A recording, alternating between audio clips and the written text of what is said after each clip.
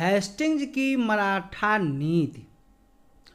Hastings का उद्देश्य अंग्रेजों को भारत में सर्वश्रेष्ठ शक्ति बनाने का था।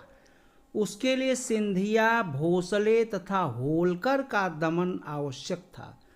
उसने युद्ध की तैयारी की। मराठों के प्रदेश में अव्यवस्था फैली थी, जिससे उसका काम और भी सरल हो गया। बरार का शासक भोसले इनमें सबसे निर्बल था। राघोजी भोसले की 22 मार्च 1816 को मृत्यु हो गई। मृत्यु के पश्चात उसका दुर्बल पुत्र परसुजी गद्दी पर बैठा। राजमाता बुकाबाई तथा राजा के चचेरे भाई अप्पा साहिब के बीच राजा के सरबराह बनाने पर झगड़ा था, क्योंकि अप्पा साहिब अपने को परसुजी का उत्तराधिकारी मानते थे। ब्रिटिश रेजिडेंट श्री जैकिंस ने इसको सहायक संधि पर हस्ताक्षर करवाने का अवसर समझा। अप्पा साहिब अंग्रेजी सहायता चाहते थे और वह हैदराबाद तथा भसीन की संधियों से अधिक अनुकूल शर्तें स्वीकार करने को उद्यत थे। 17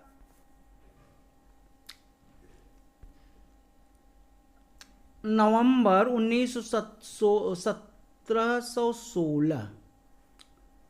1716 में उन्होंने नागपुर की संधि की, जिनके अनुसार पदातियों की 6 बटालियनें, घुड़सवार रेजिमेंट तथा एक यूरोपीय तोपखाने का दस्ता नागपुर में रख दिया गया। इसके व्यय के लिए उसे 7.5 लाख रुपए वार्षिक देना था। इसके अतिरिक्त भोसले के विदेशी मामले कंपनी के अधीन कर दिए गए।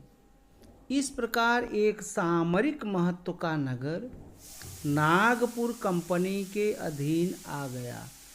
वसीन की संधि या बेसीन की संधि 31/12/1802 से ही पेशवा बाजीराव को अंग्रेजों की अधीनता बहुत खलती थी, क्योंकि अंग्रेजी दबाव दिन प्रतिदिन बढ़ता जा रहा था। कंपनी ने पेशवा को एक नए 6 धाराओं के प्रतिज्ञा पत्र पर हस्ताक्षर करने को बाध्य कर दिया। 1814 में पेशवा ने कर के रूप में लगभग 1 करोड़ रुपए की मांग बड़ौदा के गायकवाड़ से अपने अधीनस्थ होने के रूप में प्रस्तुत की। गायकवाड़ ने उल्टी मांग प्रस्तुत की। कंपनी के कहने पर गायकवाड़ ने अपना दूत गंगाधर शास्त्री को पुणे भेजा। लौटते समय नासिक के स्थान पर पेशवा के प्रधानमंत्री त्रिम्बक जी के कहने पर गंगाधर का वध कर दिया।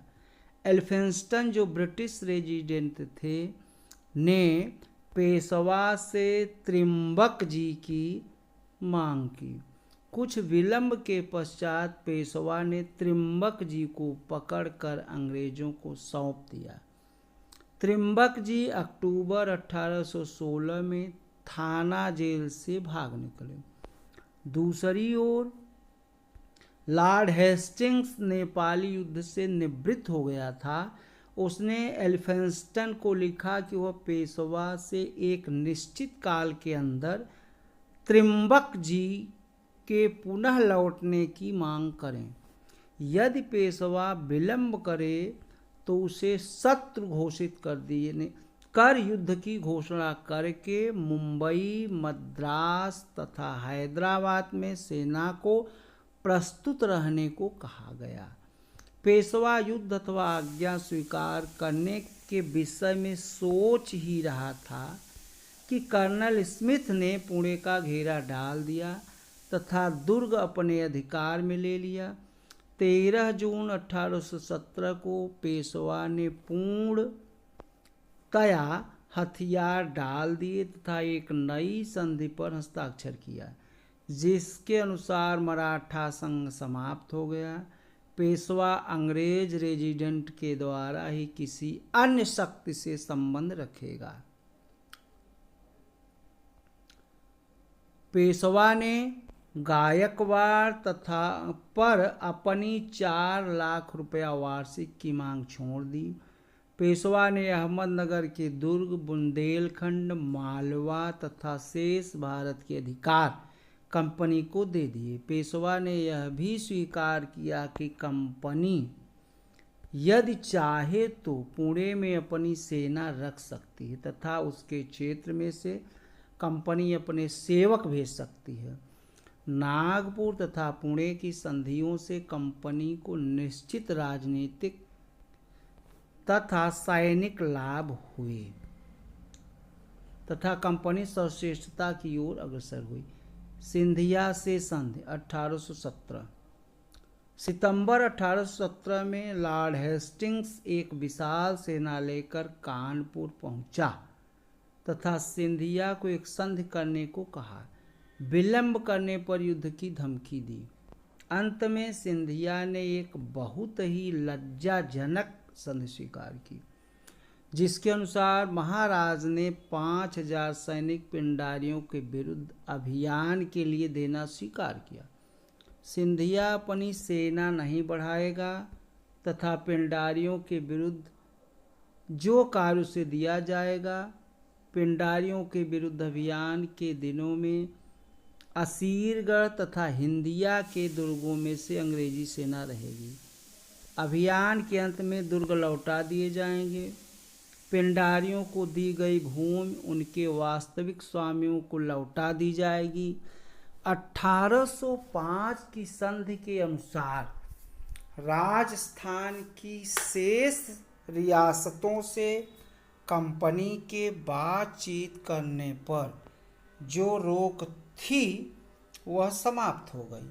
बाह्य रूप से सिंधिया अभी भी स्वाधीन था तथा उसके संबंध कंपनी से केवल मित्रवत ही थे, परंतु वास्तव में उसकी स्थिति दयनीय हो गई। मराठे अपनी स्वाधीनता खोकर दुखी थे तथा उन्होंने पेशवा के अधीन मिलकर अंग्रेजों से टक्कर लेने की सोची। पुणे की रेजिडेंसी पर आक्रमण कर उसे जला दिया गया। अंग्रेजों ने पेशवा की विशाल सेना को किरकी के स्थान पर मात दी। 17 नवंबर 1817 को स्मिथ ने पुणे पर अधिकार कर लिया। पेशवा स्थान स्थान पर भागता रहा। कोरेगांव तथा अष्ट की पराजय से पेशवा का भाग्य पूर्णतया अस्त हो गया। नागपुर के अप्पा साहेब ने 26 नवंबर 1817 को अंग्रेजों के विरुद्ध युद्ध घोषित कर दिया, परंतु सीतावर्डी के स्थान पर हार खाई। इंदौर से आई होलकर की सेना भी महिदपुर के स्थान पर हार खाई। हेस्टिंग्स ने बाजीराव द्वितीय तथा पेशवा के प्रश्न दोनों को हल करने की सोची। बाजीराव को गद्दी से उतारकर 18 लाख रुपए वार्षिक पेंशन देकर कानपुर के समीप बिठूर के स्थान पर भेज दिया गया। सतारा की गद्दी शिवाजी के वंशज प्रताप सिंह को दे दी गई। उसे पर्याप्त प्रतिष्ठा पूर्वक रहने के लिए प्रदेश भी दिया गया। होलकर ने 1818 को मंदसौर की संधि से खानदेश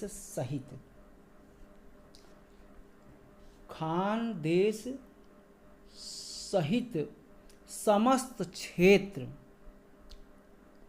नर्मदा नदी के